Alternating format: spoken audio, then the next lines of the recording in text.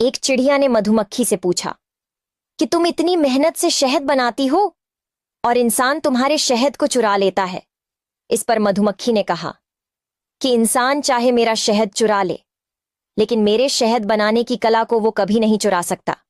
वो हमेशा मेरे पास रहती है और इससे मैं दोबारा शहद बना देती हूं।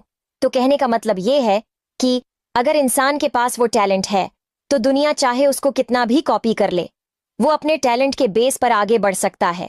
बस जरूरत है तो अपने टैलेंट को दोबारा से शुरू करने की। यकीन मानिए, आप जिंदगी में अपने टैलेंट के बेस पर कभी हार नहीं पाओगे। अगर आप हर रोज कुछ नया सीखना चाहते हो तो हमारे अकाउंट को फॉलो जरूर कर लेना।